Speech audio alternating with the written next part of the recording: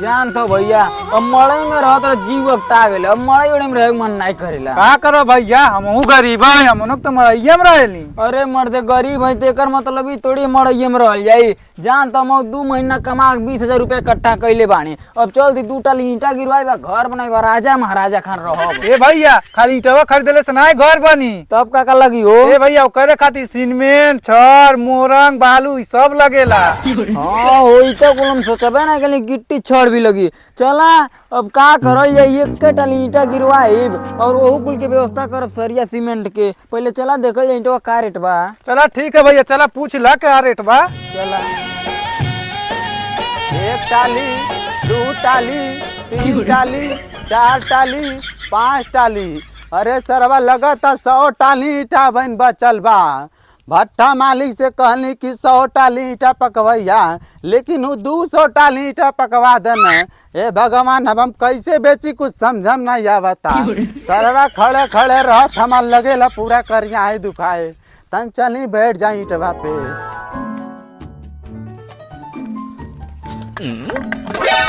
अरे दादा हो दादा, अरे दादा हो दादा, ई तो हमार करिया टूट गई सरवा।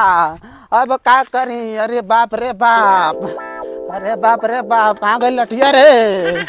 अरे सरवा अब लगता दर्द गोली खाए पड़ी। अरे बाप रे बाप, अब का करी? अरे बाप रे बाप, तो बैठे पड़ी कर ऊपर जाके। अरे बाप रे बाप, कहाँ बितौलाना तुरतिया, कहाँ बितौलाना मतिया मरलस कवन सवतिया रतिया, कहाँ बितौलाना। मुनि जी कैसन रोआ तन चली देखी था। अरे मुनि जी कैसन रोआ तानी? अरे जो कना का बताई, ईटवा पे बैठे खातिर चढ़ा तनी सारा लतवे फिसल गई, कमरिया चोट लग गई गिरला ते। अरे मुनि जी जब खूब कमाईबा नोट लगबा करी आपके चोट। अरे सारे इतना जो खना जितना ते सोचत बड़े नहीं उतना हम कमा ली नहीं। ए मुनि जी कहती थी दोनों इटवा घरे लेके चल जाए। अरे सारे ना ते इटवा ले गए वो सारे उगल ईटा धर धर धर भट्टा मालिक बोले लगी हैं। हाउ सारे उठाओ उठाओ उठाओ उठाओ, 2 माह सारे उठाओ। वाओ जात बाणी ईटा लेके अब हम घरे अकेले रह बुढ़ाऊ। ढेर जदी बोला बात तो लगबे ही तू रहू, अकेले रह बुढ़ाऊ। अरे सारे जोखना रुक रुक सारे इतना जल्दी आओ यार, जल्दी आओ। मुनीम जी हम नहीं आई वो जाते घरे। ईटा लेके चल जइबे के तनोते दूर हूँ ते चल आऊ जोखना, नहीं ते लगब गड़िया मुँह रहू ते चल आऊ जोखना।